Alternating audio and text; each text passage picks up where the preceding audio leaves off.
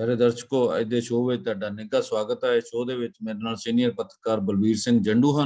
उन्हां नाल गल करांगे दो तीन अहम मुद्दों के उपर। कल पंजाब के मुख मंत्री भगवंत मान ने एक मीटिंग की जिलियां दे SSP ते डिप्टी कमिश्नर नाल, उहदे विच सीनियर पुलिस अधिकारी भी शामिल सीगे। उहदे विच सारा जोर इस गल ते दिता गया कि नशियां नूं हर हालत दे विच रोकिया जावे। नशियां दे रोकण दे मामले दे विच SSP ते SHO सीधे तौर पर जिम्मेवार होणगे।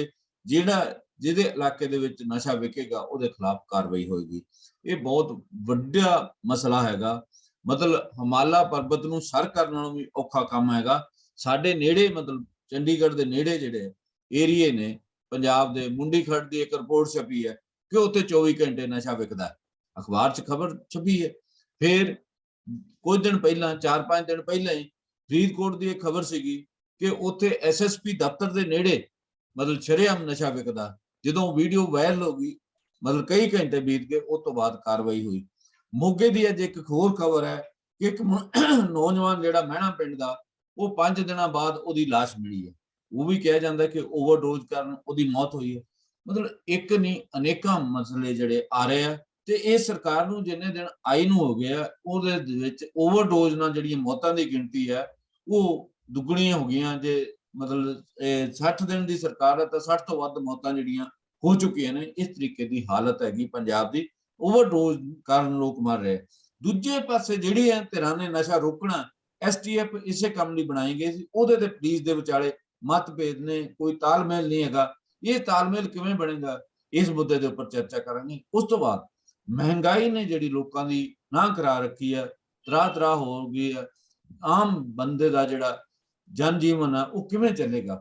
महंगाई पिछले 8 सालों में सब तो शिखर के उपर पहुंच गई है। ये बहुत अहम मामले ने। उहदे नाल एक गल होर करनी होगी कि पंजाब सरकार कई फ्रंट खोलती जा रही है। ये सारे फ्रंटां के उपर किवें कार्रवाई होएगी, ये बारे देखना होगा। चौथा मामला असी ये भी देखांगे कि पंजाब दी 2 राज सभा सीटां होर खाली हो गई। एक बलविंदर सिंह भूंदड़ दे रिटायर होण ते दूजा अंबिका सोनी। ਇਹਦੇ ਥਾਂ ਤੇ ਇਸ ਵਾਲੀ ਜਿਹੜੀ ਪਿਛਲੀ ਵਾਰੀ ਰੌਲਾ ਪਿਆ ਸੀਗਾ ਕਿ ਜਿਹੜੀ ਮਾਨ ਸਰਕਾਰ ਹੈ ਇਹ ਪੰਜਾਬੀਆਂ ਨੂੰ, ਪੰਜਾਬ ਦੇ ਲੋਕਾਂ ਨੂੰ ਪ੍ਰਤੀਨਿਧਤਾ ਦੇਣ ਦੇ ਵਿੱਚ ਪੂਰੀ ਤਰ੍ਹਾਂ ਕਾਮਯਾਬ ਨਹੀਂ ਹੋਈ, ਅਸਫਲ ਹੋਈ ਹੈ। ਐਰਕੀ ਕਿਹੜੇ ਪੰਜਾਬੀ ਜਾਣਗੇ ਜਿਹੜੇ ਰਾਜ ਸਭਾ ਦੇ ਵਿੱਚ ਪੰਜਾਬ ਦੀ ਆਵਾਜ਼ ਬਣ ਸਕਣ। ਇਹਨਾਂ ਮਾਮਲਿਆਂ ਤੇ ਗੱਲਬਾਤ ਕਰਾਂਗੇ। ਸਭ ਤੋਂ ਪਹਿਲਾਂ ਜਿਹੜਾ ਨਸ਼ਿਆਂ ਦਾ ਮੁੱਦਾ, ਨਸ਼ਿਆਂ ਦੇ ਮੁੱਦੇ ਦੇ ਉੱਪਰ ਹਾਲਤ ਜਿਹੜੀ ਹੈ ਸਰਕਾਰ ਬਦਲਣ ਤੋਂ ਬਾਅਦ ਵੀ ਸੁਧਰੀ ਨਹੀਂ। ਅੰਕੜੇ ਇਹ ਦਰਸਾਉਂਦੇ ਆ ਕਿ ਨਸ਼ਿਆਂ ਦੀ ਅੱਜ ਵੀ ਉਸੇ ਤਰ੍ਹਾਂ ਭਰਮਾਰ ਆ, ਉਵੇਂ ਹੀ ਵਿਕਦੇ ਆ ਜਿਵੇਂ ਪਿਛਲੀ ਸਰਕਾਰ ਦੇ ਵਿੱਚ ਵਿਕਦੇ ਸੀ ਜਾਂ ਅਕਾਲੀ BJP ਦੀ ਸਰਕਾਰ ਦੇ ਵਿੱਚ ਵਿਕਦੇ ਸੀਗੇ। ਇਹਨਾਂ ਦਾ ਹੱਲ ਕਿਵੇਂ ਹੋਏਗਾ, ਜੰਡੂ ਸਾਹਿਬ?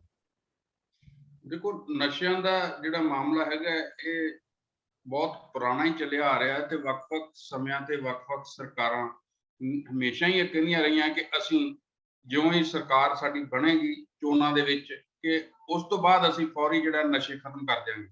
पर 2014 तो बाद लगातार जिहड़ा ये पंजाब दे विच ये चिट्टे दा नशा जिहड़ा हैगा और हैरोइन है ये वधिया हैगा लगातार। ते 2014 तो ही इस दे खिलाफ लोकां दे विच गुस्सा भी है, लोकां च निराशा भी है, लोग परेशान भी ने। वो इस करके कि लगातार वधन दे नाल जिहड़े इत्थों दे नौजवान है वो इस दा शिकार हो रहे हैं। और उहदे नाल असीं देखिआ है कि पिछले समय दे अंदर कुछ इस नूं रोकण दे लई मुहिमां भी लोकां ने अपने पੱਧਰ ते शुरू कीतियां। एक NGO ਵੱਲੋਂ भी जिहड़े 5 NGO दे ਵੱਖ-ਵੱਖ दे लोग सीगे वो अगे लग के उन्हां ने पंजाब दे विच कैप्टन अमरिंदर सिंह की सरकार वेले भी मुहिम शुरू की सी। पर वो जिहड़ी मुहिम सी वो एकदम शिखर ते पहुंची, लोकां ने उहनूं बहुत हंगारा भरिया ते पर अचानक ही वो जिहड़ी मुहिम सीगी वो जदों कैप्टन अमरिंदर सिंह नाल उन्हां दी मीटिंग हुंदी है ते उस तो बाद वो सारा कुछ चुप हो जाता है। जिहड़े अगे आगू लगे वो भी चुप हो जाते हैं। उस तो बाद उसका कोई अता पता अज तक नहीं लग्या। दूसरे पासे जिन्हां पिंडां विच ये ज्यादा वध जांदा है, जिथे नुकसान ज्यादा हुंदा है, नौजवान दे ज्यादा मौतां होईयां, उत्थे लोकां ने पिंडां विच अपने तौर ते भी वलंटीयर तौर ते भी इनू रोकण दे लई उपराले कीते आ। और उहदे विच उन्हां ने जिथे जिथे कईयां थावां ते जे लोकां नूं लोड़ पई है तां उन्हां ने उन्हां दा बाईकाट भी कीता, नशा वेचण वालियां दा भी। और लोक उन्हां नूं फड़ के उन्हां ने बकायदा पुलिस दे हवाले कीता हैगा। और ਵੱਖ-ਵੱਖ ਥਾਵਾਂ ਤੇ ਅਸੀਂ ਦੇਖਿਆ है कि लोग ਪਹਿਰੇ ਲਾ ਕੇ ਵੀ ਨਸ਼ਾ ਤਸਕਰਾਂ ਨੂੰ ਪਿੰਡਾਂ ਵਿੱਚ ਵੜਨ ਤੋਂ ਰੋਕਦੇ ਆ। ਇੱਕ ਪਾਰਟ ਤਾਂ ਇਹਦਾ ਇਹ ਹੈ। ਦੂਸਰੇ ਪਾਸੇ ਅਸੀਂ ਦੇਖਦੇ ਹਾਂ ਕਿ ਹੁਣ ਵੀ ਜਿਹੜੀ ਲਗਾਤਾਰ ਓਵਰਡੋਜ਼ ਨਾਲ ਨੌਜਵਾਨਾਂ ਦੇ ਮਰਨ ਦੀ ਜਿਹੜੀ ਖਬਰਾਂ ਉਹ ਨਿੱਤ ਹੀ ਆ ਰਹੀਆਂ ਤੇ ਘੱਟੋ ਘੱਟ ਇਸ ਸਰਕਾਰ ਦੇ ਸਮੇਂ ਦੌਰਾਨ ਵੀ 60 ਤੋਂ ਵੱਧ ਜਿਹੜੇ ਨੌਜਵਾਨ ਹੈ ਉਹ ਨਸ਼ਿਆਂ ਦੀ ਡੋਜ਼ ਕਾਰਨ ਮਰੇ ਆ।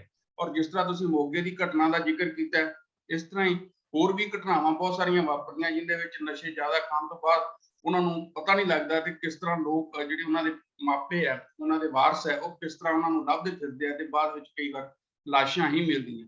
ਜਿਸ ਤਰ੍ਹਾਂ ਹੁਣ ਤੁਸੀਂ ਮੰਡੀ ਜਿਹੜੀ ਹੈਗਾ ਆਪਣੇ ਖੜ ਦੇ ਵਿੱਚ ਮੁੰਡੀ ਖੜ ਦਾ ਜਿਹੜਾ ਜ਼ਿਕਰ ਕੀਤਾ ਹੈ, ਉਹਦੇ ਵਿੱਚ ਵੀ ਉਹਨਾਂ ਦੋ ਬਸਤੀਆਂ ਜਿਹੜੀ ਹੈ ਬੰਗਾਲਾ ਬਸਤੀ ਤੇ ਦੂਸਰਾ ਭਾਟਾ ਜਿਹੜੀ ਹੈਗੀ ਹੈ ਬਸਤੀ, ਉਹਨਾਂ ਦੋਨਾਂ ਦੇ ਵਿੱਚ ਝਗੜਾ ਹੋਇਆ ਇਸ ਗੱਲ ਤੋਂ ਕਿ ਉਹ ਜਿਹੜੇ ਦੂਸਰੇ ਲੋਕ ਸੀ ਉਹ ਕਹਿੰਦੇ ਸੀ ਕਿ ਇੱਥੇ ਨਸ਼ਾ ਨਹੀਂ ਵਿਕਣਾ ਚਾਹੀਦਾ, ਇਹਨੂੰ ਰੋਕਿਆ ਜਾਣਾ ਚਾਹੀਦਾ। ਤੇ ਉੱਥੇ ਜਿਹੜੇ ਬੰਗਾਲਾ ਬਸਤੀ 'ਚ ਹੈ ਨਸ਼ਾ, ਉਹ ਕਹਿੰਦੇ ਕਿ ਲਗਾਤਾਰ ਵਿਕਦਾ ਵੀ ਹੈਗਾ ਔਰ ਉੱਥੇ ਕਈ ਵਾਰ ਉਹਨਾਂ ਨੇ ਜਿਹੜੀ ਉੱਥੋਂ ਦੇ MLA ਆ ਉਹਦੇ ਨਾਲ ਵੀ ਸੰਪਰਕ ਕੀਤਾ ਹੈ ਕਿ ਉਸ ਨੂੰ ਰੋਕਿਆ ਜਾਵੇ। ਉੱਥੇ ਵੀ ਆਮ ਆਦਮੀ ਪਾਰਟੀ ਦੇ ਵਿਧਾਇਕ ਜਿਹੜੇ ਅਨਮੋਲ ਗਗਨ ਹੈ ਉਹਨਾਂ ਨੂੰ ਵੀ ਉਹਨਾਂ ਨੇ ਧਿਆਨ 'ਚ ਵੀ ਲਿਆਂਦਾ, ਪਰ ਉਹ ਕਹਿੰਦੇ ਕਿ ਉਸਦਾ ਕੋਈ ਅਸਰ ਨਹੀਂ ਹੋਇਆ ਤੇ ਲਗਾਤਾਰ ਉੱਥੇ ਜਿਹੜਾ ਇਸ ਗੱਲ ਦਾ ਬਹੁਤ ਵੱਡਾ ਉੱਥੇ ਜਿਹੜਾ ਰੌਲਾ ਪਿਆ ਰਹਿੰਦਾ ਹਰ ਵੇਲੇ, ਕਿਉਂਕਿ ਨਸ਼ਾ ਖਰੀਦਣ ਵਾਲੇ ਵੀ ਆਉਂਦੇ ਆ, ਨਸ਼ਾ ਵੇਚਣ ਵਾਲੇ ਵੀ ਆਉਂਦੇ ਆ। ਸੋ ਇਸ ਕਰਕੇ ਉਸ ਬਸਤੀ ਦਾ ਜਿਹੜੇ ਜ਼ਿਕਰ ਹੋਇਆ ਔਰ ਇਹ ਚੰਡੀਗੜ੍ਹ ਦੇ ਬਿਲਕੁਲ ਮੁੱਢ ਦੇ ਵਿੱਚ ਹੈ ਸਾਰਾ ਕੁਝ ਜਿੱਥੇ ਵਾਪਰ ਰਿਹਾ। ਸੋ ਇਸ ਕਰਕੇ ਜਿਹੜੀ ਸਰਕਾਰ ਨੇ ਹੁਣ ਮੀਟਿੰਗ ਕੀਤੀ ਹੈ ਆਪਣੇ ਉੱਚ ਅਧਿਕਾਰੀਆਂ ਨਾਲ, ਖਾਸ ਕਰਕੇ ਜਿਹੜੀ ਸਪੈਸ਼ਲ ਟਾਸਕ ਫੋਰਸ ਸੀ ਉਹਦੇ ਨਾਲ ਜਿਹੜੀ ਮੀਟਿੰਗ ਹੋਈ ਹੈ, ਤਾਂ ਹਰਪ੍ਰੀਤ ਸਿੰਘ ਸਿੱਧੂ, ਤੁਹਾਨੂੰ ਯਾਦ ਹੋਏਗਾ ਕਿ ਇਹ ਜਦੋਂ ਹਰਪ੍ਰੀਤ ਸਿੰਘ ਸਿੱਧੂ ਨੂੰ ਇਸ ਕੰਮ ਲਈ ਸਪੈਸ਼ਲ ਤੌਰ ਤੇ ਕੈਪਟਨ ਅਮਰਿੰਦਰ ਸਿੰਘ ਨੇ ਲਿਆਂਦਾ ਸੀਗਾ ਔਰ ਸਪੈਸ਼ਲ ਉਹਨਾਂ ਦੀ ਡਿਊਟੀ ਲਾਈ ਗਈ ਸੀ। ਔਰ ਜਦੋਂ ਉਹ ਇੱਕ ਖਾਸ ਮਕਾਮ ਤੇ ਪਹੁੰਚਦੀ ਆ ਉਹਨਾਂ ਦੀ ਪੜਤਾਲ, ਉਹਨਾਂ ਦੀ ਜਾਂਚ, ਤਾਂ ਉਹਨਾਂ ਨੂੰ ਅਚਾਨਕ ਉੱਥੋਂ ਹਟਾ ਕੇ ਤੇ ਮੁੱਖ ਮੰਤਰੀ ਦੇ ਨਾਲ ਐਡਵਾਈਜ਼ਰ ਦੇ ਤੌਰ ਤੇ ਲਾ ਦਿੱਤਾ ਜਾਂਦਾ ਹੈ ਕੈਪਟਨ ਅਮਰਿੰਦਰ ਸਿੰਘ ਨੂੰ। OSD ਲਾਇਆ ਸੀ, ਅਫਸਰ ਔਨ ਸਪੈਸ਼ਲ ਡਿਊਟੀ। ਹਾਂਜੀ, ਤਾਂ ਉਹ ਉਹਨਾਂ ਨੂੰ ਲਾ ਦਿੱਤਾ ਜਾਂਦਾ ਔਰ ਉਸ ਤੋਂ ਬਾਅਦ ਅਸੀਂ ਦੇਖਦੇ ਹਾਂ ਕਿ ਉਹ ਰਿਪੋਰਟ ਵੀ ਉੱਥੇ ਠੱਪ ਰਹੀ। ਕੈਪਟਨ ਅਮਰਿੰਦਰ ਸਿੰਘ ਆਪ ਵੀ ਚਲੇ ਗਏ ਪਰ ਉਸ ਰਿਪੋਰਟ ਦਾ ਕੁਝ ਨਹੀਂ ਬਣਿਆ, ਉਹ ਜਾਂਚ ਦਾ ਕੁਝ ਨਹੀਂ ਬਣਿਆ।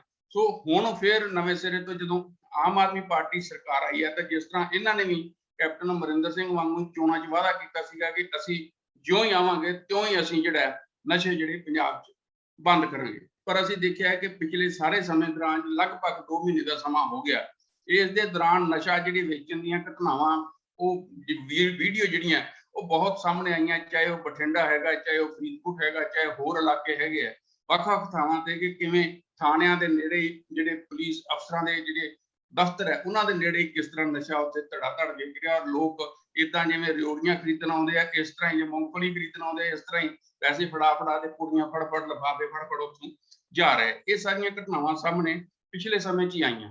ਇਹ ਠੀਕ ਹੈ ਕਿ ਹੁਣ ਮਾਨ ਸਰਕਾਰ ਨੇ ਇਸ ਦੇ ਲਈ ਸਪੈਸ਼ਲ ਜਿਹੜੀ ਮੀਟਿੰਗ ਸੱਦੀ ਹੈ SDF ਦੀ ਔਰ ਪੁਲਿਸ ਅਧਿਕਾਰੀਆਂ ਦੀ, ਤੇ ਉਸ ਦੇ ਮੀਟਿੰਗ ਦਾ ਵੀ ਤੁਸੀਂ ਜ਼ਿਕਰ ਕੀਤਾ ਹੈ ਕਿ ਕਿਸ ਤਰ੍ਹਾਂ ਜਿਹੜੀ ਸਪੈਸ਼ਲ ਟਾਸਕ ਫੋਰਸ ਹੈ ਉਸਨੇ ਦੇ ਅਧਿਕਾਰੀਆਂ ਨੇ ਇਹ ਗੱਲ ਉੱਥੇ ਕਹੀ ਹੈ ਮੀਟਿੰਗ ਦੇ ਵਿੱਚ ਕਿ ਸਾਨੂੰ ਪੁਲਿਸ ਵੱਲੋਂ ਪੂਰਾ ਸਹਿਯੋਗ ਨਹੀਂ ਮਿਲਦਾ। ਔਰ ਇਹ ਅਸੀਂ ਦੇਖਿਆ ਪਿਛਲੇ ਸਮੇਂ 'ਚ ਵੀ ਜਦੋਂ ਇਹ ਸਾਰਾ ਕੁਝ ਸਾਹਮਣੇ ਆਇਆ ਸੀਗਾ, ਭੋਲਾ ਜਿਹੜਾ ਫੜਿਆ ਗਿਆ ਸੀਗਾ ਇਹਦੇ 'ਚ ਰੈਸਲਰ, ਔਰ ਉਸ ਤੋਂ ਬਾਅਦ ਦੀਆਂ ਜਿਹੜੀਆਂ ਘਟਨਾਵਾਂ ਉਹਦੇ 'ਚ ਕਿਸ ਤਰ੍ਹਾਂ ਜਿਹੜੇ ਕਿ ਵੱਖ-ਵੱਖ ਜਿਹੜੇ ਪੁਲਿਸ ਅਧਿਕਾਰੀ ਵੀ ਹੈ, ਚਾਹੇ ਥਾਣੇਦਾਰ ਹੈ, ਚਾਹੇ ASI, ਚਾਹੇ SSP ਤੱਕ ਹੈ, ਉਹਨਾਂ ਦੇ ਵੀ ਕਿਸ ਤਰ੍ਹਾਂ ਨਾਂ ਆਏ ਸੀ ਕਿ ਉਹ ਕਿਸ ਤਰ੍ਹਾਂ ਨਸ਼ਾ ਤਸਕਰਾਂ ਦੇ ਨਾਲ ਉਹਨਾਂ ਦੀ ਮਿਲੀ ਭੁਗਤ ਹੈ, ਉਹਨਾਂ ਦੀ ਸਰਪ੍ਰਸਤੀ ਹੈ, ਇਸ ਕਰਕੇ ਨਸ਼ੇ ਵਿਕ ਰਹੇ ਆ। ਸੋ ਇਸ ਕਰਕੇ ਜਿਹੜਾ ਇਹ ਗੱਠਜੋੜ ਹੈ ਔਰ ਉੱਤੋਂ ਸਿਆਸੀ ਸਰਪ੍ਰਸਤੀ ਜਿਹੜੀ ਹੈ, ਇਹ ਤਿੰਨਾਂ ਦਾ ਜਿਹੜਾ ਗੱਠਜੋੜ ਹੈ, ਜਿੰਨੀ ਦੇਰ ਇਹ ਨਹੀਂ ਟੁੱਟੇਗਾ ਤਾਂ ਉਨੀ ਦੇਰ ਪੰਜਾਬ ਵਿੱਚ ਨਸ਼ਿਆਂ ਨੂੰ ਠੱਲ ਪਾਉਣੀ ਕਾਫੀ ਮੁਸ਼ਕਿਲ ਹੈ। ਵੈਸੇ ਤਾਂ ਜਿਹੜਾ ਨਸ਼ਿਆਂ ਦਾ ਮਾਮਲਾ ਹੈ ਇਹ ਕੋਈ ਇਕੱਲੇ ਪੰਜਾਬ ਦਾ ਨਹੀਂ ਹੈ, ਇਹ ਕੌਮਾਂਤਰੀ ਪੱਧਰ ਤੇ, ਦੇਸ਼ ਦੇ ਪੱਧਰ ਦੇ ਉੱਤੇ ਬੜੇ ਵੱਡੇ ਪੱਧਰ ਤੇ ਅਸੀਂ ਦੇਖਦੇ ਹਾਂ ਕਿ ਹੁਣ ਜਿਹੜੀ ਹੈਰੋਇਨ ਆਉਂਦੀ ਹੈ ਕਿਸ ਤਰ੍ਹਾਂ ਉਹ ਬੰਬਈ ਦੀਆਂ ਬੰਦਰਗਾਹਾਂ ਤੇ, ਗੁਜਰਾਤ ਦੀਆਂ ਬੰਦਰਗਾਹਾਂ ਤੇ ਮਤਲਬ ਬਹੁਤ ਹੀ ਵੱਡੀ ਮਾਤਰਾ ਜਿਹੜੀ ਫੜੀ ਜਾਂਦੀ ਹੈ, ਪਰ ਉਸ ਤੋਂ ਬਾਅਦ ਚ ਪਤਾ ਹੀ ਨਹੀਂ ਲੱਗਦਾ ਕਿ ਉਹ ਨਸ਼ਾ ਗਿਆ ਕਿੱਥੇ, ਉਹ ਨਸ਼ਾ ਜਿੱਥੇ ਆਇਆ ਸੀ ਉਹਦੇ ਖਿਲਾਫ ਕੋਈ ਕੇਸ ਹੋਇਆ ਜਾਂ ਨਹੀਂ ਹੋਇਆ,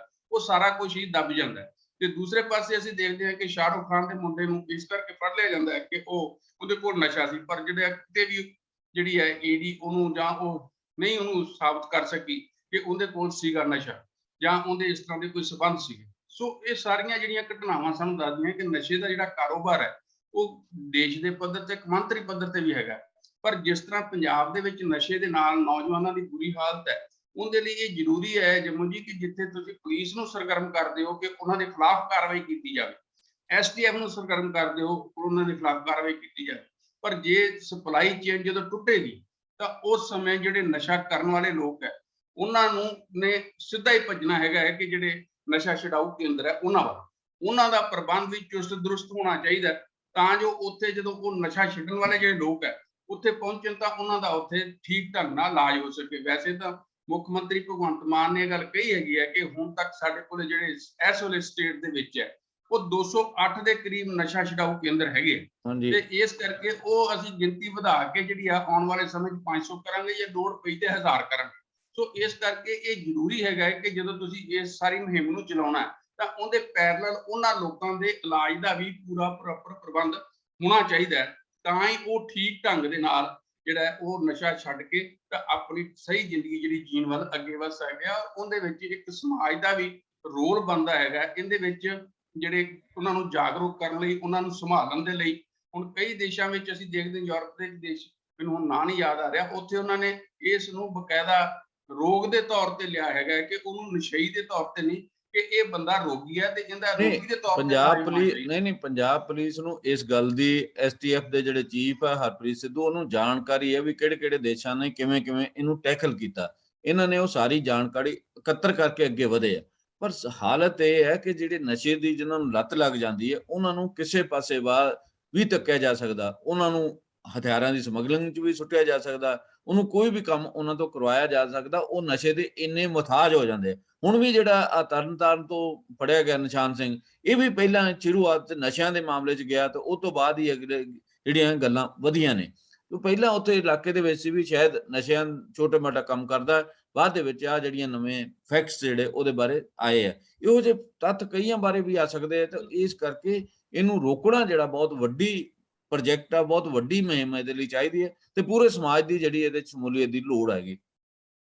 ਸਮਾਜ ਦੀ ਸ਼ਮੂਲੀਅਤ ਦੇ ਨਾਲ ਨਾਲ ਜੰਮੂ ਜੀ ਇਸ ਗੱਲ ਦੀ ਵੀ ਲੋੜ ਹੈ ਕਿ ਜਿਹੜੇ ਨਸ਼ਾ ਛਡਾਇਆ ਜਾਂਦਾ ਜਿਨ੍ਹਾਂ ਨੌਜਵਾਨਾਂ ਦਾ ਉਹਨਾਂ ਦੇ ਰੁਜ਼ਗਾਰ ਦਾ ਵੀ ਪ੍ਰਬੰਧ ਹੋਣਾ ਚਾਹੀਦਾ ਹੈ ਕਿ ਉਹ ਦੁਬਾਰਾ ਉਸ ਪਾਸੇ ਤੁਰਨ ਵੱਲ ਉਹਨਾਂ ਦਾ ਮਾਈਂਡ ਹੀ ਨਾ ਜਾਵੇ ਕਿ ਉਹ ਵਿਹਲੇ ਨਾ ਰਹਿਣ ਔਰ ਉਹਨਾਂ ਨੂੰ ਰੁਜ਼ਗਾਰ ਬਰਸਰੇ ਰੁਜ਼ਗਾਰ ਕਰਨਾ ਵੀ ਬਹੁਤ ਜ਼ਰੂਰੀ ਹੈ। ਕਿਉਂਕਿ ਜਿਹੜੇ ਅਸੀਂ ਦੇਖਦੇ ਹਾਂ ਕਿ ਬਹੁਤੇ ਉਹ ਨੌਜਵਾਨ ਆ ਜਿਹੜੇ ਨਸ਼ਿਆਂ 'ਚ ਜਾਂਦੇ ਆ ਜਿਹੜੇ ਬੇਰੁਜ਼ਗਾਰ ਹੈ ਜਾਂ ਕਿਸੇ ਨਾ ਕਿਸੇ ਤਰ੍ਹਾਂ ਹੋਰ ਢੰਗ ਨਾਲ ਉਹ ਆਪਣੀ ਜ਼ਿੰਦਗੀ ਦੇ ਸਹੀ ਰਾਹ ਤੇ ਪੈ ਨਹੀਂ ਸਕੇ। ਸੋ ਇਸ ਕਰਕੇ ਇੱਕ ਸਮਾਜਿਕ ਮਾਹੌਲ ਵੀ ਉਹਦੇ ਲਈ ਬਣਾਉਣ ਦੀ ਲੋੜ ਹੈ। ਉਹਦੇ ਲਈ ਇੱਕ ਸੁਰੱਖਿਆ ਦੀ ਵੀ ਜ਼ਰੂਰਤ ਹੈਗੀ ਹੈ ਕਿ ਜਦੋਂ ਉਹ ਨਸ਼ਾ ਛੱਡਦਾ ਵੀ ਹੈ ਤਾਂ ਉਸ ਇਸ ਤਰ੍ਹਾਂ ਦਾ ਮਾਹੌਲ ਮਿਲੇ ਜਿਹਦੇ ਵਿੱਚ ਉਸ ਨੂੰ ਉਹ ਚੀਜ਼ਾਂ ਬਾਰੇ ਜਤਾਇਆ ਨਾ ਜਾਵੇ ਕਿ ਤੂੰ ਇਸ ਤਰ੍ਹਾਂ ਕਰਦਾ ਰਿਹਾ ਸੀ, ਤੇਰਾ ਆ ਸੀਗਾ। ਇਹਨਾਂ ਗੱਲਾਂ ਦਾ ਵੀ ਬਹੁਤ ਵੱਡਾ ਜਿਹੜਾ ਅਸਰ ਹੈ ਮਾਨਸਿਕ ਤੌਰ ਤੇ ਜਦੋਂ ਤੁਸੀਂ ਕਿਸੇ ਨੂੰ ਨਸ਼ੇੜੀ ਨੂੰ ਨਸ਼ਾ ਛਡਾ ਕੇ ਲਿਆਉਂਦੇ ਹੋ ਤਾਂ ਉਹਨੂੰ ਉਸ ਮਾਹੌਲ ਵੀ ਚਾਹੀਦਾ ਹੈ ਕਿ ਜਿਹਦੇ ਚ ਉਹ ਜਿਹੜਾ ਉਹਨੇ ਨਸ਼ਾ ਛੱਡਿਆ ਹੈਗਾ ਤੇ ਉਹ ਜੀਣ ਦੀ ਇੱਕ ਸਥਿਤੀ ਉਹਦੇ ਅੱਗੇ ਇਸ ਤਰ੍ਹਾਂ ਦੀ ਬਣ ਸਕੇ। ਸੋ ਇਸ ਕਰਕੇ ਉਹ ਬਹੁਤ ਜ਼ਰੂਰੀ ਹੈਗਾ ਸਾਰਾ ਕੁਝ ਕਿ ਉਹ ਹੋਵੇ ਇਸ ਢੰਗ ਨਾਲ। ਇੱਕ ਮੁੱਖ ਮੰਤਰੀ ਨੇ ਕਿਹਾ ਵੀ ਉਹਨਾਂ ਐਸਐਸਪੀ ਦੇ ਖਿਲਾਫ ਉਹਨਾਂ ਐਸਐਚਓ ਦੇ ਖਿਲਾਫ ਕਾਰਵਾਈ ਕੀਤੀ ਜਾਏਗੀ ਜਿੱਥੇ ਨਸ਼ਾ ਵਿਕਦਾ ਹੈ। ਮਤਲਬ ਸਾਡੇ ਸਾਹਮਣੇ ਮੁੰਡੀਖੜ ਮੋਹਾਲੀ ਚ ਆਉਂਦਾ ਹੈ। ਮਤਲਬ ਫਰੀਦਕੋਟ ਜ਼ਿਲ੍ਹੇ ਦੇ ਐਸਐਸਪੀ ਜਾਂ ਜਿੰਨੇ ਵੀ ਜ਼ਿਲ੍ਹਿਆਂ ਦੇ ਮੋਗੇ ਦੇ ਕਿੰਨੇ ਮਾਮਲੇ ਆਏ ਆ। ਉੱਥੋਂ ਦੀ ਐਮਐਲਏ ਨੇ ਵੀ ਮਾਮਲਾ ਉਠਾਇਆ, ਜਿੱਥੇ ਫਰੀਦਕੋਟ ਦੇ ਐਮਐਲਏ ਨੇ ਵੀ ਮਾਮਲਾ ਉਠਾਇਆ, ਹੋਰ ਮਤਲਬ ਐਮਐਲਏ ਨੇ ਮਾਮਲਾ ਉਠਾਇਆ। ਉਹਨਾਂ ਮਾਮਲਿਆਂ ਦੇ ਵਿੱਚ ਜਿੱਥੇ ਭਗਵੰਤ ਮਾਨ ਉਹਨਾਂ ਕੋਲੇ ਸਾਰੀ ਰਿਪੋਰਟ ਆ ਚੁੱਕੀ ਹੈ ਉੱਥੇ ਉਹ ਕਾਰਵਾਈ ਕਰਨਗੇ। ਇਹ ਸਵਾਲ ਬਹੁਤ ਵੱਡਾ ਹੈ। ਨਹੀਂ, ਸਵਾਲ ਤਾਂ ਇਹੀ ਹੈ ਜੰਮੂ ਜੀ ਕਿ ਜਿਹੜੇ ਹੁਣ ਐਮਐਲਏ ਹੈ ਜਾਂ ਜਿਹੜੇ ਸੋਸ਼ਲ ਐਕਟਿਵਿਸਟ ਹੈ ਜਾਂ ਜਿਹੜੇ ਧਾਰਮਿਕ ਆਗੂ ਹੈ ਜਦੋਂ ਇਸ ਗੱਲ ਦੇ ਵਿੱਚ ਅੱਗੇ ਲੱਗ ਕੇ ਉਹ ਕਾਰਵਾਈ ਕਰਦੇ ਆ ਤਾਂ ਉਹਦੇ ਵਿੱਚ ਜਦੋਂ ਪੁਲਿਸ ਉਹਨਾਂ ਦੀ ਸੁਣਾਈ ਨਹੀਂ ਕਰਦੀ ਤਾਂ ਉਹ ਵੀ ਚੁੱਪ ਕਰਕੇ ਬੈਠ ਜਾਂਦੇ। ਇਸ ਕਰਕੇ ਲੋੜ ਇਸ ਗੱਲ ਦੀ ਹੈ ਕਿ ਜੇ ਐਮਐਲਏ ਜਾਂ ਕੋਈ ਸਰਪੰਚ ਜਾਂ ਕੋਈ ਹੋਰ ਪੁਲਿਸ ਕੋਲ ਜਾਂਦਾ, ਜੇ ਪੁਲਿਸ ਉੱਤੇ ਨਹੀਂ ਸੁਣਵਾਈ ਕਰਦੀ ਤਾਂ ਉਹਨਾਂ ਅਧਿਕਾਰੀਆਂ ਦੇ ਵਿਰੁੱਧ ਕਾਰਵਾਈ ਹੋਵੇ ਫੌਰੀ।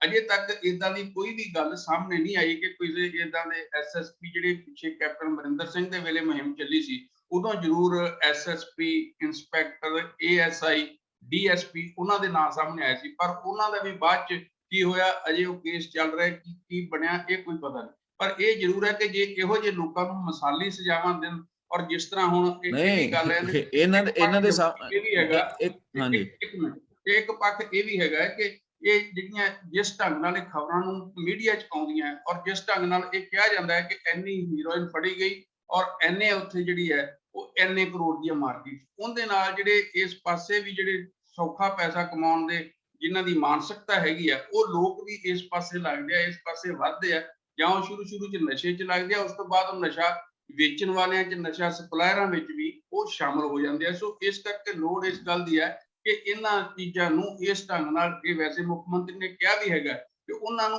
ਉਸ ਢੰਗ ਨਾਲ ਹਾਈਲਾਈਟ ਨਾ ਕੀਤਾ ਜਾਵੇ, ਉਹਨੂੰ ਇਸ ਤਰ੍ਹਾਂ ਪੈਸੇ 'ਚ ਵਧਾ ਕੇ ਨਾ ਦਿਖਾਇਆ ਜਾਵੇ ਕਿ ਲੋਕਾਂ ਦੇ ਮਨਾਂ 'ਚ ਇਸ ਤਰ੍ਹਾਂ ਦਾ ਲਾਲਚ ਆਵੇ ਕਿ ਇਸ ਤੋਂ ਸੌਖਾ ਜਿਹੜਾ ਪੈਸਾ ਹੈ ਉਹ ਬਣ ਸਕਦਾ ਹੈਗਾ। ਸੋ ਇਸ ਕਰਕੇ ਬਹੁਤ ਜ਼ਰੂਰੀ ਹੈਗਾ ਕਿ ਇਹਦੇ ਕਈ ਆਸਪੈਕਟ ਨੇ, ਇਕੱਲਾ ਪੁਲਿਸ ਦੀ ਸਖਤੀ ਨਹੀਂ ਹੈ, ਇਹਦੇ ਵਿੱਚ ਸਰਕਾਰ ਦੇ ਜਿਹੜੇ ਬਾਕੀ ਹੋਰ ਵੱਖ-ਵੱਖ ਪੱਖ ਤੇ ਕੰਮ ਕਰਨ ਵਾਲੇ ਆ, ਉਹਨਾਂ ਵੱਲ ਵੀ ਸਰਗਰਮੀ ਦੀ ਲੋੜ ਹੈ। ਔਰ ਸਮਾਜ ਨੂੰ ਆਪਣੇ ਤੌਰ ਤੇ, ਜਿਹੜੀਆਂ ਸੋਸ਼ਲ ਐਕਟਿਵਿਸਟ ਨੇ ਉਹਨਾਂ ਨੂੰ ਆਪਣੇ ਤੌਰ ਤੇ, ਜਿਹੜੀਆਂ NGO ਨੇ ਉਹਨਾਂ ਨੂੰ ਆਪਣੇ ਤੌਰ ਤੇ ਇਸ ਤਰ੍ਹਾਂ ਦਾ ਮਿਲ ਕੇ ਜਿਹੜਾ ਇੱਕ ਇਹਨਾਂ ਨੂੰ ਕਮੇਟੀਆਂ ਵੀ ਬਣਾਉਣੀਆਂ ਚਾਹੀਦੀਆਂ ਕਿ ਜਿਹੜੀਆਂ ਇਸ ਗੱਲ ਲਈ ਕੰਮ ਕਰਨ ਥੱਲੇ। ਉਹ ਬਹੁਤ ਜ਼ਰੂਰੀ ਹੈਗਾ ਕਿ ਜੇ ਤੁਸੀਂ ਨਸ਼ੇ ਕੇਂਦਰ ਚੋਂ ਬੱਚਾ ਠੀਕ ਹੋ ਕੇ ਆਉਂਦਾ ਤਾਂ ਉਹ ਉਸ ਤੋਂ ਬਾਅਦ ਉਸ ਪਾਸੇ ਨਾ ਜਾਵੇ, ਇਹ ਉਸਦੇ ਪ੍ਰਬੰਧ ਕੀਤੇ ਜਾਣ। ਇਹ ਜ਼ਿਆਦਾ ਜ਼ਰੂਰੀ ਹੈਗਾ ਕਿ ਨਸ਼ਾ ਤੁਸੀਂ ਇੱਕ ਵਾਰੀ ਛੁਡਾ ਦਿਓਗੇ, ਜੇ ਫਿਰ ਦੁਬਾਰਾ ਉਸ ਪਾਸੇ ਜਾਂਦਾ ਤਾਂ ਫਿਰ ਉਹ ਤੁਹਾਡੀ ਜਿਹੜੀ ਸਾਰੀ ਐਕਸਰਸਾਈਜ਼ ਆ ਉਹਦਾ ਕੋਈ ਅਰਥ ਨਹੀਂ ਰਹਿ ਜਾਂਦਾ, ਉਹ ਅਰਥਹੀਣ ਹੋ ਜਾਂਦੀ ਹੈ। ਤੇ ਇੱਕ ਐਗਜ਼ਾਮਪਲ ਸਰਕਾਰ ਨੂੰ ਇਸ ਮੁੱਦੇ ਤੇ ਵੀ ਕਾਇਮ ਕਰਨੀ ਚਾਹੀਦੀ। ਇਹਨਾਂ ਦੀ ਫਲੋਰ ਅਕੈਡਮੀ ਹੈ ਜਿੱਥੇ ਟ੍ਰੇਨਿੰਗ ਦਿੱਤੀ ਜਾਂਦੀ ਹੈ, ਉਹਦੇ ਜਿਹੜੇ ਇੰਸਟ੍ਰਕਟਰ ਹੈ ਉੱਥੋਂ ਤੱਕ ਦੇ ਬੰਦੇ ਜਿਹੜੇ ਲੋਕਾਂ ਹੋਰਾਂ ਨੂੰ ਨਸ਼ਾ ਲਾਉਂਦੇ, ਜਿਹੜੇ ਟ੍ਰੇਨਿੰਗ ਤੇ ਆਉਂਦੇ ਸੀਗੇ, ਉਹਦੇ ਬਾਰੇ ਤਾਂ ਐਗਜ਼ਾਮਪਲ ਸੈੱਟ ਕੀਤੀ ਜਾਣੀ ਚਾਹੀਦੀ, ਇੱਕ ਮਿਸਾਲ ਕਾਇਮ ਕੀਤੀ ਜਾਣੀ ਚਾਹੀਦੀ ਵੀ ਪੁਲਿਸ ਦੇ ਅੰਦਰ ਕਿਸ ਹੱਦ ਤੱਕ ਨਸ਼ਾ ਤੇ ਉਹਨੂੰ ਵੀ ਰੋਕਣ ਲਈ ਤਾਂ ਕੋਈ ਮਿਸਾਲੀ ਕਦਮ ਚੁੱਕੇ ਜਾਣੇ ਚਾਹੀਦੇ। ਉਹ ਤਾਂ ਜੰਮੂ ਚ ਲੋਕਲ ਲੈਵਲ ਤੇ ਤਾਂ ਤੁਹਾਨੂੰ ਪਤਾ ਹੀ ਹੈ ਕਿ ਲੋਕ ਜਾਣਦੇ ਹੀ ਆ ਬੜੀ ਚੰਗੀ ਤਰ੍ਹਾਂ ਕਿ ਪੁਲਿਸ ਦੀ ਮਦਦ ਤੋਂ ਬਿਨਾਂ ਜਾਂ ਉਸ ਦੀ ਸਰਪ੍ਰਸਤੀ ਤੋਂ ਬਿਨਾਂ ਕੋਈ ਵੀ ਨਸ਼ਾ ਉੱਥੇ ਵਿਕਦਾ ਨਹੀਂ ਹੈ। ਸੋ ਇਹਦੇ ਬਾਰੇ ਇਸ ਜਿਹੜਾ ਕਰਕੇ ਲੋੜ ਤਾਂ ਇਸੇ ਗੱਲ ਦੀ ਹੈ ਜਿਹੜੀ ਤੁਸੀਂ ਕਹਿ ਰਹੇ ਹੋ ਕਿ ਜਿਹੜੀ ਸਭ ਤੋਂ ਪਹਿਲਾਂ ਤਾਂ ਇਹ ਹੈ ਕਿ ਜਿਹੜੀ ਸਖਤੀ ਕਰਨੀ ਹੈ, ਸਖਤੀ ਦੇ ਨਾਲ ਜਿਹੜੇ ਹੋਰ ਕਦਮ ਚੁੱਕਣ ਦੀ ਲੋੜ ਹੈ। ਤੇ ਖਾਸ ਕਰਕੇ ਜਿਸ ਤਰ੍ਹਾਂ ਤੁਸੀਂ ਗੱਲ ਕੀਤੀ ਹੈ ਫਲੋਰ ਅਕੈਡਮੀ ਦੀ, ਤਾਂ ਪੁਲਿਸ ਨੂੰ ਇਹ ਆਪਣੇ ਘਰ ਤੋਂ ਹੀ ਕੰਮ ਸ਼ੁਰੂ ਕਰਨਾ ਚਾਹੀਦਾ ਹੈ ਤੇ ਉਹਦਾ ਜ਼ਿਆਦਾ ਇੱਕ ਲੋਕਾਂ 'ਚ ਅਸਰ ਪਏਗਾ। ਮੇਰਾ ਖਿਆਲ ਇਹਨਾਂ ਨੂੰ 2-4 ਕਾਂ ਜਿਵੇਂ ਕਹੇ ਉਹ ਮਾਰ ਕੇ ਬਨੇਰੇ ਤੇ ਜ਼ਰੂਰ ਟੰਗਣੇ ਚਾਹੀਦੇ ਆ, ਤਾਂ ਕਿ ਬਾਕੀ ਪੁਲਿਸ ਵਾਲਿਆਂ ਨੂੰ ਵੀ ਇਹ ਜਿਹੜੀ ਆ ਉਹ ਜਾਣਕਾਰੀ ਮਿਲ ਜਾਵੇ ਵੀ ਹੁਣ ਕੰਮ ਜਿਹੜਾ ਰੁਕਣਾ ਨਹੀਂਗਾ ਇੱਥੇ। ਸੋ ਇਹ ਤੋਂ ਅੱਗੇ ਉਹਦੇ 'ਚ ਜਿਵੇਂ ਹੁਣ ਸਾਡੇ ਇੱਥੇ ਨਸ਼ਾ ਛਡਾਊ ਕੇਂਦਰ ਹੈਗੇ ਆ, ਪਰ ਉਹਨਾਂ 'ਚ ਕਿਤੇ ਵੀ ਜਿਹੜੇ ਸਕੈਟਰਿਸਟ ਹੈ ਉਹਨਾਂ ਦੀ ਵੀ ਘਾਟ ਹੈਗੀ ਹੈ, ਮਨੋਵਿਗਿਆਨੀਆਂ ਦੀ। ਉਹ ਵੀ ਜ਼ਰੂਰੀ ਹੈਗਾ ਕਿ ਜਿਹੜੇ ਉਹਨਾਂ ਦੀ ਕਾਉਂਸਲਿੰਗ ਕਰਨ, ਉਹ ਵੀ ਪੱਖ ਜਿਹੜਾ ਹੈਗਾ ਉਹ ਬਹੁਤ ਜ਼ਰੂਰੀ ਹੈਗਾ ਕਿ ਜੇ ਤੁਸੀਂ ਕਿਸੇ ਨੂੰ ਨਸ਼ਾ ਛਡਾਊ ਕੇਂਦਰ 'ਚ ਆਇਆ ਤਾਂ ਉਸਨੂੰ ਕਿੱਦਾਂ ਤੁਸੀਂ ਮਾਨਸਿਕ ਤੌਰ ਤੇ ਵੀ ਉਹਨੂੰ ਤਿਆਰ ਕਰੋ ਕਿ ਉਸ ਪਾਸੇ ਦੁਬਾਰਾ ਆਉਂਦਾ ਮੂੰਹ ਨਾ ਕਰੇ। ਸੋ ਇਹਦੇ ਬੜੇ ਪਹਿਲੂ ਨੇ ਤੇ ਇਹਦੇ ਬਾਰੇ ਵਿਆਪਕ ਜਿਹੜੇ ਕਦਮ ਚੁੱਕਣ ਦੀ ਲੋੜ ਹੈ ਤੇ ਮਾਨ ਸਰਕਾਰ ਨੂੰ ਜਿਹੜੇ ਅਫਸਰ ਜਿਹੜੇ ਆ ਜਿਨ੍ਹਾਂ ਦੇ ਇਲਾਕਿਆਂ 'ਚ ਹੁਣ ਤੱਕ ਨਸ਼ਾ ਵਿਕਦਾ, ਉਹਦੇ ਬਾਰੇ ਵੀ ਜਿਹੜਾ ਅੱਗੇ ਕੰਮ ਵਧਣਾ ਚਾਹੀਦਾ ਤਾਂ ਕਿ ਇਹਨੂੰ ਨੱਥ ਪਾਈ ਜਾ ਸਕੇ। ਇਹ ਤੋਂ ਅੱਗੇ ਜੰਡੂ ਸਾਹਿਬ ਬਹੁਤ ਅਹਿਮ ਮਸਲਾ ਹੈਗਾ ਮਹਿੰਗਾਈ ਦਾ। ਮਹਿੰਗਾਈ ਮਤਲਬ ਕਦੋਂ ਕਿੰਨੇ ਸਾਲ ਹੋ ਗਏ ਫਿਲਮ ਆਈ ਸੀ ਰੋਟੀ ਕੱਪੜਾ ਮਕਾਨ, ਹਾਏ ਮਹਿੰਗਾਈ ਤੈਨੂੰ ਸ਼ਰਮ ਨਾ ਆਈ ਤੇਰੇ ਕੁਛ, ਮਤਲਬ ਇਸ ਤਰੀਕੇ ਦਾ ਗੀਤ ਸੀਗਾ। ਉਹ ਮਹਿੰਗਾਈ ਮਤਲਬ ਫਿਲਮ ਚੱਲ ਕੇ ਹਟ ਗਈ, ਲੋਕਾਂ ਦੇ ਚੇਤਿਆਂ ਚੋਂ ਵੀ ਗਾਇਬ ਹੋ ਗਈ, ਉਹ ਗੀਤ ਅਜੇ ਵੀ ਹੈ। ਪਰ ਇਸ ਵਾਰੀ ਜਿਹੜੀ ਮਹਿੰਗਾਈ ਹੈ ਜਿਸ ਲੈਵਲ ਤੇ ਪਹੁੰਚ ਗਈ ਆ, ਮੇਰੇ ਖਿਆਲ ਨਵੇਂ ਰਿਕਾਰਡ ਛੋਲੇ ਆ। ਤੇ ਰੁਪਈਆ ਵੀ ਜਿਹੜਾ ਸਾਡਾ ਡਾਲਰ ਦੇ ਮੁਕਾਬਲੇ ਜਦੋਂ ਦੇ ਇਹ ਪ੍ਰਧਾਨ ਮੰਤਰੀ ਬਣੇ ਆ ਉਦੋਂ ਜਿਹੜੀ ਡਾਲਰ ਦੀ ਜਿਹੜੀ ਹੈ ਰੁਪਏ ਦੇ ਮੁਕਾਬਲੇ ਰੁਪਇਆ ਸਾਡਾ ਕਾਫੀ ਠੀਕ ਸੀਗਾ ਸਥਿਤੀ ਦੇ ਵਿੱਚ। ਹੁਣ ਤਾਂ ਰੁਪਏ ਦੀ ਕੀਮਤ ਵੀ ਬਹੁਤ ਘਟ ਗਈ ਹੈ। ਮਹਿੰਗਾਈ ਇਸ ਕਦਰ ਜਿਹੜੀ ਸਾਡੇ ਦੇਸ਼ 'ਚ ਵੱਧ ਗਈ ਹੈ ਤੇ ਆਮ ਜਨਤਾ ਦਾ ਜਿਹੜਾ ਜੀਵਨ ਜਿਉਣਾ ਜਿਹੜਾ ਦੁੱਭਰ ਹੋ ਗਿਆ। ਪਰ ਕੇਂਦਰ ਸਰਕਾਰ ਜਿਹੜੀ ਹੈ ਜਾਂ ਹੋਰ ਸਰਕਾਰਾਂ, ਉਹਨਾਂ ਨੇ ਜਿਹੜੇ ਕਦਮ ਲੋਕਾਂ ਨੂੰ ਰਾਹਤ ਦੇਣ ਲਈ ਚੁੱਕਣੇ ਆ ਉਹ ਚੁੱਕੇ ਨਹੀਂ ਜਾ ਰਹੇ ਤੇ ਇਸ ਕਰਕੇ ਲੋਕ ਮਹਿੰਗਾਈ ਦੀ ਮਾਰ ਦੇ ਵਿੱਚ ਪਿਸਦੇ ਜਾ ਰਹੇ ਆ। ਇਹਦੇ ਬਾਰੇ ਤੁਸੀਂ ਕੀ ਕਹਿਣਾ ਚਾਹੁੰਦੇ? ਦੇਖੋ, ਮਹਿੰਗਾਈ ਜਿਹੜੀ ਹੈ ਪਿਛਲੇ ਲੰਮੇ ਸਮੇਂ ਤੋਂ ਅਸੀਂ ਦੇਖਦੇ ਹਾਂ ਕਿ ਲਗਾਤਾਰ ਜਿਹੜੀਆਂ ਚੀਜ਼ਾਂ ਦੀਆਂ ਕੀਮਤਾਂ ਉਹ ਵੱਧ ਰਹੀਆਂ ਔਰ ਇਹ ਜਿਹੜੀ ਮਹਿੰਗਾਈ ਦਾ ਹੁਣ ਲੈਵਲ ਆਇਆ ਹੈ, ਕਹਿੰਦੇ 8 ਸਾਲ ਬਾਅਦ ਇਸ ਲੈਵਲ ਤੇ ਮਹਿੰਗਾਈ ਜਿਹੜੀ ਹੈ ਉਹ ਪਹੁੰਚੀ ਹੈਗੀ ਹੈ। ਤੇ ਜਦੋਂ ਕਿ RBI ਜਿਹੜਾ ਰਿਜ਼ਰਵ ਬੈਂਕ ਆਫ ਇੰਡੀਆ ਹੈਗਾ, ਉਸ ਦਾ ਅਨੁਮਾਨ ਸੀਗਾ ਕਿ 2022-23 ਚ ਜਿਹੜੀ ਮਹਿੰਗਾਈ ਹੈ ਉਹ 4.5% ਤੱਕ ਵੱਧ ਤੋਂ ਵੱਧ ਜਾਏਗੀ। ਪਰ ਅਸੀਂ ਦੇਖਦੇ ਹਾਂ ਕਿ ਜਨਵਰੀ ਮਹੀਨੇ ਤੋਂ ਹੀ ਜਿਹੜਾ ਸਰਕਾਰ ਵੱਲੋਂ ਇੱਕ ਹੱਦ ਮਿਥੀ ਗਈ ਹੈ ਜਾਂ RBI ਨੂੰ ਜਿਹੜੀਆਂ ਡਾਇਰੈਕਸ਼ਨਸ ਹੈਗੀਆਂ ਕਿ 6% ਤੋਂ ਉੱਪਰ ਨਹੀਂ ਜਾਣੀ ਚਾਹੀਦੀ, 4 ਤੋਂ 2% ਇੱਧਰ ਹੋ ਜੇ। ਪਰ ਜਨਵਰੀ ਮਹੀਨੇ ਤੋਂ ਲਗਾਤਾਰ ਜਿਹੜੀ ਹੈ 6.1, 6.2 ਤੇ ਮਾਰਚ ਵਿੱਚ 6.95% ਮਹਿੰਗਾਈ ਦੀ ਜਿਹੜੀ ਇਹ ਦਰ ਸੀਗੀ ਖਪਤਕਾਰ, ਜਿਹਨੂੰ ਅਸੀਂ ਪਰਚੂਨ ਦਰ ਕਹਿੰਦੇ ਆ, ਉਹ ਜਿਹੜੀ ਇੰਨੀ ਸੀ।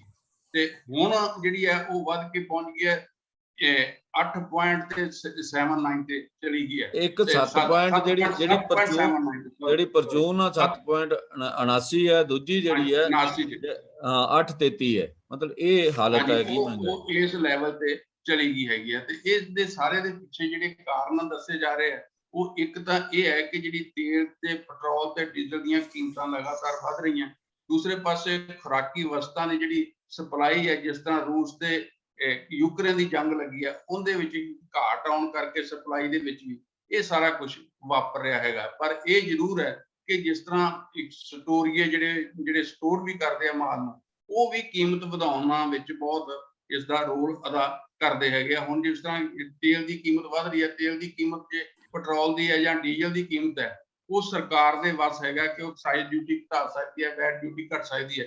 ਜਦੋਂ ਕਿ ਇਸ ਵੇਲੇ ਸਭ ਤੋਂ ਵੱਧ ਜਿਹੜੀ ਹੈ ਐਕਸਾਈਜ਼ ਡਿਊਟੀ ਜਿਹੜੇ ਪਿਛਲੇ ਸਾਰੇ ਸਮਿਆਂ ਨਾਲੋਂ ਜ਼ਿਆਦਾ ਹੈ, ਉਹ ਇਸ ਕਰਕੇ ਜਿਹੜੀ ਤੇਲ ਦੀ ਕੀਮਤ ਵੀ ਉੱਪਰ ਹੈ। ਜੇ ਤੇਲ ਦੀ ਕੀਮਤ ਉੱਪਰ ਹੈ ਤੇ ਜਿਹੜੀ ਆਵਾਜਾਈ ਦੇ ਸਾਧਨ ਹੈ, ਢੋਆ ਢੁਆਈ ਦੇ ਸਾਧਨ ਹੈ, ਕੁਦਰਤੀ ਗੱਲ ਹੈ ਕਿ ਉਹਨਾਂ ਦਾ ਭਾੜਾ ਵੀ ਜਿਹੜਾ ਵਧੇਗਾ ਤੇ ਉਸਦਾ ਵੀ ਸਾਰਾ ਬੋਝ ਜਿਹੜਾ ਇਹਦੇ ਤੇ ਪਏਗਾ। ਵੈਸੇ ਤਾਂ ਦੁਨੀਆ ਭਰ ਦੇ ਵਿੱਚ ਹੀ ਜਿਹੜੀ ਅਰਥ ਵਿਵਸਥਾ ਦੀ ਹਾਲਤ ਰੂਸ ਯੂਕਰੇਨ ਜੰਗ ਕਰਕੇ ਵੀ ਮਾੜੀ ਹੈ, ਤੇ ਵੈਸੇ ਵੀ ਜਿਹੜਾ ਸਿਸਟਮ ਹੈ ਉਹਦੇ ਵਿੱਚ ਮਹਿੰਗਾਈ ਜਿਹੜੀ ਹੈ ਰੁਕ ਨਹੀਂ ਰਹੀ। ਕਿਤੇ ਵੀ ਹਰ ਥਾਂ ਤੇ ਜਿਹੜੀ ਮਹਿੰਗਾਈ ਹੈ ਉਹ ਵੱਧ ਰਹੀ ਹੈ। ਅਸੀਂ ਸ਼੍ਰੀਲੰਕਾ 'ਚ ਦੇਖਦੇ ਹਾਂ ਕਿ ਉੱਥੇ ਮਹਿੰਗਾਈ ਦੇ ਬਦੌਲਤ ਦੀ ਜਿਹੜੀ ਉਹਨਾਂ ਦੀ ਆਰਥਿਕਤਾ ਦੀ ਕੀ ਹਾਲਤ ਹੈ ਤੇ ਲੋਕ ਉੱਥੇ ਕਿਸ ਤਰ੍ਹਾਂ ਸੜਕਾਂ ਤੇ ਅੰਦੋਲਨ ਕਰ ਰਹੇ। ਸੋ ਕਈ ਵਾਰੀ ਤਾਂ ਇਸ ਤਰ੍ਹਾਂ ਦੀਆਂ ਵੀ ਇੱਥੇ ਵੀ ਹੁਣ ਇਸ ਤਰ੍ਹਾਂ ਦੀਆਂ ਜਿਹੜੀਆਂ ਡਿਬੇਟਸ ਹੈ, ਇਸ ਤਰ੍ਹਾਂ ਦੀਆਂ ਡਿਸਕਸ਼ਨ ਸ਼ੁਰੂ ਹੋ ਗਈਆਂ ਹਿੰਦੁਸਤਾਨ 'ਚ ਕਿ ਕਿਤੇ ਇਹ ਨਾ ਹੋਵੇ ਕਿ ਜਿਸ ਲੈਵਲ ਤੇ ਇਸ ਵੇਲੇ ਸਾਡੇ ਇੱਥੇ ਮਹਿੰਗਾਈ ਵੱਧ ਰਹੀ ਹੈ ਔਰ ਜਿਸ ਢੰਗ ਨਾਲ ਅਰਥ ਵਿਵਸਥਾ ਦੀ ਹਾਲਤ ਹੋ ਰਹੀ ਹੈ, ਮਹਿੰਗਾਈ ਵਧਣ ਨਾਲ ਇਕੱਲਾ ਇੱਕ ਪੱਖ ਨਹੀਂ ਹੋ ਰਿਹਾ। ਦੂਸਰੇ ਪਾਸੇ ਜਿਹੜੇ ਅਮਰੀਕਾ ਨੇ ਅੰਦਰ ਜਿਸ ਤਰ੍ਹਾਂ ਉਹਨਾਂ ਨੇ ਵਿਆਜ ਦੀਆਂ ਜਿਹੜੀਆਂ ਦਰਾਂ ਵਧਾਤੀਆਂ, ਉਹਦੇ ਵਿੱਚ ਜਿਹੜਾ ਇੱਥੋਂ ਵਿਦੇਸ਼ੀ ਨਿਵੇਸ਼ ਹੈ ਉਹ ਵੀ ਨਿਕਲ ਰਿਹਾ ਔਰ ਲਗਾਤਾਰ ਜਿਹੜਾ ਸ਼ੇਅਰ ਮਾਰਕੀਟ ਹੈ ਉਹ ਵੀ ਥੱਲੇ ਜਾ ਰਹੀ ਹੈ। ਉਹ ਵੀ 5 ਦਿਨ ਹੋ ਗਏ ਮੇਰਾ ਖਿਆਲ ਉਹਨੇ ਬਹੁਤ ਲੋਕ ਝੰਬ ਦਿੱਤੇ ਆ ਜਿਹੜੇ ਸ਼ੇਅਰ ਮਾਰਕੀਟ 'ਚ ਪੈਸਾ ਲਾਉਣ ਵਾਲੇ ਸੀ। ਹਾਂਜੀ, ਉਹ ਹਰ ਪਾਸੇ ਜਿਹੜੀ ਹੈ ਇਸ ਦਾ ਅਸਰ ਪੈ ਰਿਹਾ, ਕਿਉਂਕਿ ਜੇ ਵਿਦੇਸ਼ੀ ਨਿਵੇਸ਼ ਇੱਥੋਂ ਨਿਕਲੇਗਾ ਤੇ ਕੁਦਰਤੀ ਗੱਲ ਹੈ ਕਿ ਤੁਹਾਨੂੰ ਜਿਹੜਾ ਇੰਪੋਰਟ ਕਰਨ ਦੇ ਲਈ ਪੈਸਾ ਵੀ ਚਾਹੀਦਾ। ਤੁਹਾਡਾ ਜਿਹੜੇ ਰਿਜ਼ਰਵ ਹੈਗੇ ਆ ਫੋਰਨ ਕਰੰਸੀ ਦੇ, ਉਹ ਵੀ ਲਗਾਤਾਰ ਜਿਹੜੇ ਹੁਣ 600 ਤੋਂ ਘਟਣੇ ਸ਼ੁਰੂ ਹੋ ਗਏ, ਥੱਲੇ ਨੂੰ ਆ ਰਹੇ। ਸੋ ਹਰ ਪੱਖ ਤੋਂ ਜਿਹੜਾ ਹੈਗਾ ਤੁਹਾਨੂੰ ਮਹਿੰਗਾਈ, ਕਿਉਂਕਿ ਜਿਹੜੀਆਂ ਚੀਜ਼ਾਂ ਹੁਣ ਤੁਸੀਂ ਲਓਗੇ ਉਹ ਡਾਲਰ ਕਿਉਂਕਿ ਮਹਿੰਗਾ ਹੋ ਗਿਆ, ਇਸ ਕਰਕੇ ਉਹ ਤੁਹਾਨੂੰ ਮਹਿੰਗੀਆਂ ਮਿਲਣਗੀਆਂ। ਤੁਸੀਂ ਮਹਿੰਗਾ ਉਹਦੇ ਲਈ ਤੁਹਾਨੂੰ ਜ਼ਿਆਦਾ ਜਿਹੜੀ ਹੈ ਅਦਾਇਗੀ ਕਰਨੀ ਪਏਗੀ। ਸੋ ਹਰ ਪਾਸੇ ਅਸੀਂ ਦੇਖਦੇ ਹਾਂ ਕਿ ਜਿਹੜੇ ਆਰਥਿਕਤਾ ਦੇ ਹੁਣ ਹਿੱਸੇ ਦੇ ਵਿੱਚ ਆਰਬੀਆਈ ਦੀ ਜਿਹੜੀ ਭੂਮਿਕਾ ਹੈ, ਆਰਬੀਆਈ ਨੇ ਵੀ ਅਚਾਨਕ ਪਿਛਲੇ ਦਿਨੀ ਅਸੀਂ ਦੇਖਦੇ ਹਾਂ ਕਿ ਹਫ਼ਤਾ ਕੁ ਪਹਿਲਾਂ ਉਹਨਾਂ ਨੇ ਜਿਹੜੀਆਂ ਰੈਪੋ ਰੇਟ ਸੀਗੇ ਉਹ ਅਚਾਨਕ ਉਹਨਾਂ ਨੇ ਵਧਾ ਦਿੱਤੇ। 4 ਪੁਆਇੰਟ ਜਿਹੜੇ ਹੈ 40 ਕਰਤੇ, ਪਹਿਲਾਂ 4 ਪੁਆਇੰਟ ਸੀਗੇ, ਹੁਣ 40 ਜਿਹੜੇ ਉਹਨਾਂ ਨੇ ਪੁਆਇੰਟ ਜਿਹੜੇ ਹੋਰ ਉਹਦੇ ਤੇ ਵਧਾ ਕੇ ਉਹਨੂੰ ਬੇਸ ਪੁਆਇੰਟ ਜਿਹੜਾ ਕਹਿੰਦੇ ਆ, ਤਾਂ ਉਹਦੇ ਨਾਲ ਵੀ ਜਿਹੜਾ ਹੈਗਾ ਇੱਕਦਮ ਵਿਆਜ ਦੀਆਂ ਦਰਾਂ ਜਿਹੜੀਆਂ ਵਧੀਆਂ ਹੈਗੀਆਂ, ਤਾਂ ਉਹਦਾ ਵੀ ਮਾਰਕੀਟ ਤੇ ਅਸਰ ਪਿਆ। ਕਿਉਂਕਿ ਆਮ ਤੌਰ ਤੇ ਹੁੰਦਾ ਹੈ ਕਿ ਜਦੋਂ ਇਸ ਤਰ੍ਹਾਂ ਦਾ ਨੈਗੇਟਿਵ ਕੋਈ ਵੀ ਅਨਾਉਂਸਮੈਂਟ ਬੈਂਕ ਵੱਲੋਂ ਕੀਤੀ ਜਾਂਦੀ ਹੈ ਤਾਂ ਉਹਦੇ ਲਈ ਚੇਤਾਵਨੀ ਜ਼ਰੂਰ ਪਹਿਲਾਂ ਹੁੰਦੀ ਹੈ, ਤੇ ਇਹ ਅਚਾਨਕ ਜਿਸ ਢੰਗ ਨਾਲ ਕੀਤਾ ਗਿਆ ਉਸ ਦਾ ਵੀ ਮਾਰਕੀਟ ਦੇ ਉੱਤੇ ਨੈਗੇਟਿਵ ਜਿਹੜਾ ਅਸਰ ਹੈ ਉਹ ਵੀ ਪਿਆ ਹੈਗਾ। ਸੋ ਇਸ ਕਰਕੇ ਮਹਿੰਗਾਈ ਦੇ ਜਿਹੜੇ ਕਈ ਆਸਪੈਕਟ ਹੈਗੇ ਆ ਜਿਨ੍ਹਾਂ ਨੂੰ ਕੰਟਰੋਲ ਕਰਨ ਦੀ ਲੋੜ ਹੈਗੀ ਆ। ਔਰ ਅਸੀਂ ਦੇਖਦੇ ਹਾਂ ਕਿ ਜਦੋਂ 2014 ਦੇ ਵਿੱਚ ਪ੍ਰਧਾਨ ਮੰਤਰੀ ਨਰਿੰਦਰ ਮੋਦੀ ਹੋਣੀ ਇਹ ਪ੍ਰਧਾਨ ਮੰਤਰੀ ਬਣੇ ਸੀ ਤਾਂ ਉਦੋਂ ਵੀ 8% ਤੋਂ ਉੱਪਰ ਸੀਗੀ ਜਿਹੜੀ ਮਹਿੰਗਾਈ ਦੀ ਦਰ। ਤਾਂ ਲਗਾਤਾਰ ਉਹਨਾਂ ਵੱਲੋਂ ਕਿਹਾ ਜਾਂਦਾ ਸੀ, ਮਹਿੰਗਾਈ ਦੇ ਬਾਰੇ ਬੋਲਿਆ ਜਾਂਦਾ ਸੀ ਕਿ ਇਹਨੂੰ ਕੰਟਰੋਲ ਨਹੀਂ ਕੀਤਾ ਜਾਂਦਾ ਇਸ ਤੇ, ਤਾਂ ਕਰਕੇ ਲੋਕਾਂ ਦੀ ਇੰਨੀ ਬੁਰੀ ਹਾਲਤ ਹੈ। ਕਿਸ ਤਰ੍ਹਾਂ ਉਦੋਂ ਮਹਿੰਗਾਈ ਦੇ ਖਿਲਾਫ ਭਾਰਤੀ ਜਨਤਾ ਪਾਰਟੀ ਵੱਲੋਂ ਜਿਸ ਢੰਗ ਦੇ ਪ੍ਰਦਰਸ਼ਨ ਔਰ ਜਿਸ ਢੰਗ ਦੇ ਨਾਲ ਮਨਮੋਹਨ ਸਿੰਘ ਸਰਕਾਰ ਨੂੰ ਭੰਡਿਆ ਜਾ ਰਿਹਾ ਸੀਗਾ, ਅੱਜ ਬਿਲਕੁਲ ਉਸੇ ਸਥਿਤੀ ਦੇ ਆਣ ਕੇ ਫਿਰ ਜਿਹੜੀ ਹੈ ਕੇਂਦਰ ਸਰਕਾਰ ਨਰਿੰਦਰ ਮੋਦੀ ਦੀ ਅਗਵਾਈ ਵਾਲੀ ਸਰਕਾਰ ਖੜੀ ਹੈ ਔਰ ਇਹ ਉਸੇ ਲੈਵਲ ਤੇ ਚਲੇ ਗਿਆ ਇਸ ਵੇਲੇ ਜਿਹੜਾ ਮਹਿੰਗਾਈ ਦੀ ਦਰ ਹੈ ਜਿਹੜੀ 2014 ਦੇ ਵਿੱਚ ਸੀ। ਸੋ ਇਸ ਕਰਕੇ ਜੇ ਇਹਨੂੰ ਨਾ ਰੋਕਿਆ ਗਿਆ ਤਾਂ ਆਉਣ ਵਾਲੇ ਦਿਨਾਂ 'ਚ ਅਸੀਂ ਦੇਖਾਂਗੇ ਕਿ ਲੋਕ ਇਹਨਾਂ ਸਾਰੇ ਮਾਮਲਿਆਂ ਨੂੰ ਲੈ ਕੇ ਵੀ ਸੜਕਾਂ ਤੇ ਆਉਣਗੇ। ਅੱਗੇ ਤਾਂ ਕਿਸਾਨ ਹੀ ਹੈ ਜਾਂ ਜਿਹੜੇ ਬੇਰੁਜ਼ਗਾਰ ਹੈ ਉਹ ਸੜਕਾਂ ਤੇ ਹੈ, ਤੇ ਜੇ ਲੋਕਾਂ ਦੀ ਜਿਹੜੀਆਂ ਜਿਸ ਤਰ੍ਹਾਂ ਨੌਕਰੀਆਂ ਜਾ ਰਹੀਆਂ ਹੈਗੀਆਂ, ਆਮਦਨ ਘਟ ਰਹੀ ਹੈ ਔਰ ਪਿੱਛੇ ਜਿਹੜੀ ਇਸੇ ਕਰਕੇ ਮਾਰਕੀਟ ਦੀ ਜਿਹੜੀ ਹਾਲਤ ਹੈ ਉਹਦੇ ਵਿੱਚ ਮੰਗ ਵੀ ਘਟੀ ਹੈਗੀ ਹੈ। ਸਪਲਾਈ ਕਈਆਂ ਥਾਵਾਂ ਤੇ ਸਪਲਾਈ ਹੈਗੀ ਹੈ, ਮੰਗ ਹੈ ਨਹੀਂ, ਕਈਆਂ ਥਾਵਾਂ ਤੇ ਮੰਗ ਨਹੀਂ ਹੈਗੀ, ਸਪਲਾਈ ਹੈਗੀ ਹੈ। ਸੋ ਇਹ ਵੱਖ-ਵੱਖ ਤਰ੍ਹਾਂ ਦੀ ਜਿਹੜੀ ਸਥਿਤੀ ਹੈ ਮਾਰਕੀਟ ਦੇ ਅੰਦਰ ਬਣੀ ਹੋਈ ਹੈ ਔਰ ਇਹ ਸਾਰੇ ਜਿਹੜੇ ਅਰਥ ਸ਼ਾਸਤਰੀ ਉਹ ਵੀ ਇਸ ਗੱਲ ਦੇ ਉੱਤੇ ਲਗਾਤਾਰ ਚਿੰਤਾ ਪ੍ਰਗਟ ਕਰ ਰਹੇ ਕਿ ਜੇ ਇਹਨੂੰ ਕੰਟਰੋਲ ਨਾ ਕੀਤਾ ਗਿਆ ਇਸ ਸਥਿਤੀ ਨੂੰ, ਤਾਂ ਇਹਦੇ ਨਾਲ ਭਾਰਤ ਦੀ ਅਰਥ ਵਿਵਸਥਾ ਦੀ ਹਾਲਤ ਹੋਰ ਵੀ ਵਿਗੜ ਸਕਦੀ ਹੈ ਔਰ ਲੋਕਾਂ ਲਈ ਹੋਰ ਵੀ ਜੀਣਾ ਜਿਹੜਾ ਔਖਾ ਹੋ ਸਕਦਾ ਹੈ। ਲੋਕਾਂ ਦੀ ਜਿਹੜੀ ਆਮਦਨ ਘਟ ਰਹੀ ਹੈ ਔਰ ਖਰਚੇ ਜਿਹੜੇ ਵੱਧ ਰਹੇ ਆ, ਔਰ ਜਿਸ ਢੰਗ ਨਾਲ ਖੁਰਾਕੀ ਵਸਤਾਂ ਦੀਆਂ ਕੀਮਤਾਂ ਵਧੀਆਂ, ਤੇਲ ਦੀਆਂ ਕੀਮਤਾਂ ਵਧੀਆਂ, ਉਹਦੇ ਨਾਲ ਜ਼ਿੰਦਗੀ ਦੇ ਹਰ ਜਿਹੜਾ ਪੱਖ ਹੈਗਾ ਉਹਦੇ ਤੇ ਉਹਦਾ ਅਸਰ ਪੈ ਰਿਹਾ, ਚਾਹੇ ਉਹ ਐਜੂਕੇਸ਼ਨ ਹੈ, ਚਾਹੇ ਉਹ ਸਿਹਤ ਸੇਵਾਵਾਂ, ਚਾਹੇ ਬਾਕੀ ਦੇ ਖੇਤਰ ਹੈ। ਹਰੇਕ ਖੇਤਰ ਵਿੱਚ ਲੋਕਾਂ ਨੂੰ ਇਸ ਦੀ ਮਾਰ ਜਿਹੜੀ ਹੈ ਝੱਲਣੀ ਪੈ ਰਹੀ ਆ, ਔਰ ਸਰਕਾਰ ਨੂੰ ਚਾਹੀਦਾ ਹੈਗਾ ਕਿ ਇਸ ਦੇ ਉੱਤੇ ਨੱਥ ਪਾਵੇ। ਔਰ ਸਰਕਾਰ ਅਸੀਂ ਦੇਖਦੇ ਹਾਂ ਕਿ ਲੋਕ ਤਾਂ ਇਹ ਗੱਲ ਕਹਿ ਰਹੇ ਆ, ਅਰਥ ਸ਼ਾਸਤਰੀ ਇਹ ਗੱਲ ਕਹਿ ਰਹੇ ਆ, ਸਰਕਾਰ ਦਾ ਜਿਹੜਾ RBI ਬੈਂਕ ਹੈ ਉਹ ਇਹ ਗੱਲ ਕਹਿ ਰਿਹਾ, ਪਰ ਸਰਕਾਰ ਇਹ ਸਾਰੇ ਤੋਂ ਬੇਪਰਵਾਹ, ਉਹ ਕੋਈ ਵੀ ਮਹਿੰਗਾਈ ਦੀ ਗੱਲ ਨਹੀਂ ਇੱਥੇ ਹੋ ਰਹੀ, ਔਰ ਉਹਨੂੰ ਰੋਕਣ ਦੇ ਲਈ ਵੀ ਕੀ ਕਦਮ ਚੁੱਕੇ ਜਾ ਰਹੇ ਆ ਜਾਂ ਕਿਸੇ ਕੈਬਨਿਟ ਮੀਟਿੰਗ ਉਸ ਢੰਗ ਦੀ ਇਹਦੇ ਤੇ ਕੋਈ ਚਰਚਾ ਅਜੇ ਤੱਕ ਸਾਹਮਣੇ ਨਹੀਂ ਆਈ, ਰਿਪੋਰਟ ਨਹੀਂ ਹੋਈ। ਜੇ ਉਸ ਤਰ੍ਹਾਂ ਹੋਈ ਹੋਵੇ ਤਾਂ ਪਤਾ ਨਹੀਂ, ਪਰ ਜੋ ਰਿਪੋਰਟ ਹੋ ਰਹੀਆਂ ਉਹਦੇ ਵਿੱਚ ਇਸ ਤਰ੍ਹਾਂ ਦੀ ਅਜੇ ਤੱਕ ਕੋਈ ਜ਼ਿਕਰ ਨਹੀਂ ਹੈ। ਸੋ ਜੰਡੂ ਸਾਹਿਬ, ਇੱਥੇ ਅਸੀਂ ਆਪਣੇ ਸ਼ੋਅ ਨੂੰ ਜਿਹੜਾ ਸਮਾਪਤ ਕਰਦੇ ਹਾਂ, ਪਰ ਸਾਡੀ ਨਿਗਾਹ ਰਹੇਗੀ ਕਿ ਕਾਂਗਰਸ ਪਾਰਟੀ ਦਾ ਚਿੰਤਨ ਸ਼ਿਵਰ ਜਿਹੜਾ ਅੱਜ ਤੋਂ ਜੈਪੁਰ ਦੇ ਵਿੱਚ ਸ਼ੁਰੂ ਹੋ ਰਿਹਾ, ਕੀ ਉਹ ਬਦਲਵੀਆਂ ਨੀਤੀਆਂ ਲੈ ਕੇ ਆਉਣਗੇ, ਕੀ ਕਰਨਗੇ, ਉਹਦੇ ਬਾਰੇ ਅਸੀਂ ਕੱਲ ਕਿਸੇ ਵੇਲੇ ਚਰਚਾ ਕਰਾਂਗੇ। ਤੁਹਾਡਾ ਧੰਨਵਾਦ।